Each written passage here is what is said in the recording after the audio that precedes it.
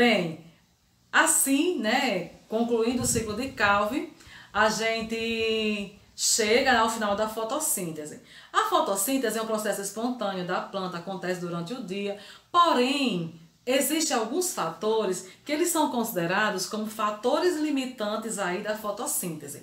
Esses fatores serão intensidade de iluminação, concentração de CO2 e temperatura.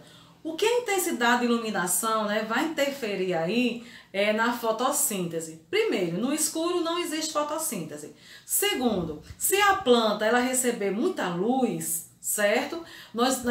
A gente vai tender aí, né, as clorofilas, elas não vão ser capazes, né, de suportar ou de absorver todos os fótons que estiverem disponíveis. Então, nós dizemos que a planta ela vai chegar no processo de estabilização, ela vai saturar. O que acontece se essa taxa de iluminação ela for baixa? A planta ela vai ter uma baixa taxa de fotossíntese e com isso vai haver um aumento da respiração. Isso não é bom. Por quê? Porque se a planta respirar mais do que produzir, do que realizar a fotossíntese, não vai ter aí energia para ser transformada em ATP. Com isso, né, o oxigênio produzido pela planta, né, através aí da fotossíntese vai ser consumido na própria planta, no processo de respiração. E a planta vai passar a liberar CO2. Isso não é bom. Outra coisa que acontece também, né, em relação à fotossíntese e à respiração, é quando elas igualam, é quando a planta, a taxa de respiração ela está equivalente à taxa de fotossíntese. Vai haver o que a gente chama aí ponto de compensação ou ponto fótico, ou compensação fótica. O que é isso? É quando tudo que é produzido, né, o oxigênio, o gás carbônico que é produzido aí na fotossíntese, vai ser absorvido na respiração. Isso aí é o que acontece nas plantas, nas florestas, né, que atingiram o clímax, por exemplo, lá na floresta amazônica. Dizem que a floresta amazônica é o pulmão do mundo. Isso não é verdade. Por quê? O oxigênio produzido na floresta amazônica é consumido lá mesmo. Então, existe um equilíbrio lá entre a faixa de fotossíntese e de respiração. Na verdade, quem será o pulmão do mundo aí é o mar, né? São as algas, que delas sim provém, né, a maior parte do oxigênio que a gente respira, tá bom? Então, quando a equivalência da taxa de respiração e a taxa de fotossíntese, nós dizemos aí que o que é produzido na planta, né, é consumido por ela mesma, e a gente vai chamar isso aí de compensação fótica, tá bom?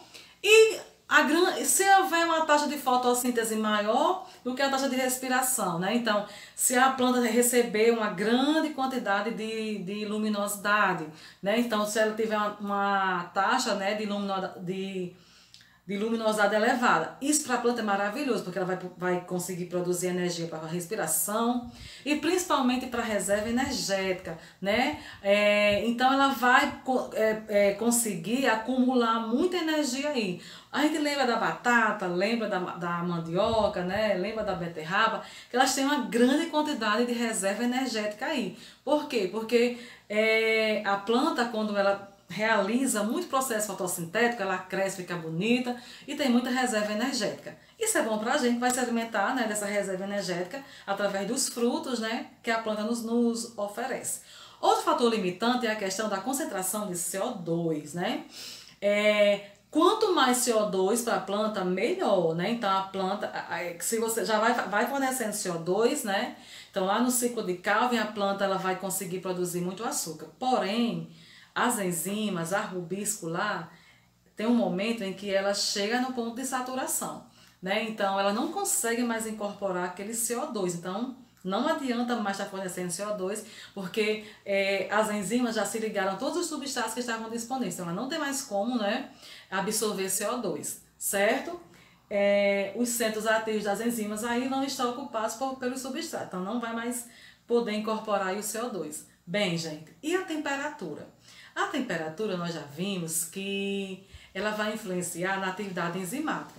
Lembra quando estudamos enzimas e nós vimos que as enzimas, elas têm um ponto crítico de temperatura, certo? Então, o ponto crítico de temperatura da enzima é em torno de 35, 36 graus, então é nessa média aí. Se a enzima ela for submetida a uma temperatura mais do que ela suporta, né, maior do que ela suporta, ela vai desnaturar. Então, ela vai perder a estrutura tridimensional e vai perder a sua funcionalidade.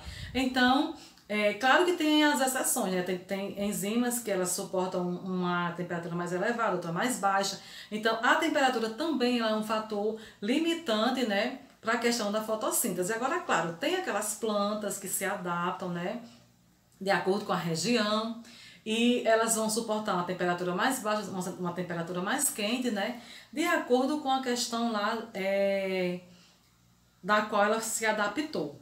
Eu lembro, né, porque eu moro numa cidade muito quente, o urubu voa com a asa e se abana com a outra, é uma cidade muito quente. Viajei para uma cidade serrana, né, cheguei lá, vi plantas lindas e, na minha ânsia de ter aquelas plantas, trouxe para minha casa. Resultado, as plantas morreram porque eram plantas que eram habituadas a uma temperatura mais baixa do que a minha terra consegue oferecer. Aqui eu sou muito feliz se eu plantar cactos, flor do deserto, né? Suculentas, roseiras. Então, assim, eu tenho muitas plantas bonitas, mas que são adaptadas à minha região. Não adianta eu viajar para um lugar mais frio e trazer plantas, porque aqui elas só vão sofrer. Fica a dica, tá bom? Então, os fatores limitantes da fotossíntese são intensidade luminosa, concentração de CO2 e temperatura. Vamos ver os gráficos? Bem, aqui, olha. O primeiro gráfico, nós temos aqui temperatura, certo? Olha. Então, a planta ela recebe a intensidade luminosa, tá? Que é a taxa, né, de fotossíntese. Então, ela recebe a intensidade luminosa, só que as enzimas, né, no caso aí da rubisco, ela tem um valor outro de temperatura. Passou disso aí, ela vai começar a desnaturar e a taxa de fotossíntese vai começar a cair. Em relação aqui à questão do CO2, da mesma forma, as enzimas rubisco, elas saturam, então ela vai absorver uma quantidade de CO2 até que ela não consegue mais se ligar ao substrato, né? Ela saturou. Então isso aqui também vai tender à constância. Temos também aqui a questão da intensidade luminosa, certo? A planta ela vai receber uma quantidade de luz, só que os fotossistemas vão saturar, então as clorofilas não serão mais capazes de captar, né, os fótons vindos dos comprimentos de onda, ela não consegue mais captar a luz, então ela também vai tender aqui a constância. Temos também a questão do ponto de compensação, é quando, né, a taxa de respiração e de fotossíntese eles coincidem. Então, a taxa de fotossíntese, quando ela vai coincidir com a respiração, tudo que ela produzir na fotossíntese, ela vai usar na respiração, né? Então, vai ser o que ela produz é o que ela vai comer, então não vai haver excedente aí pra gente, né? Então, isso não é bom, tá bom? Então, é chamado aqui ponto de compensação ou ponto fótico, né? Ponto de compensação luminoso.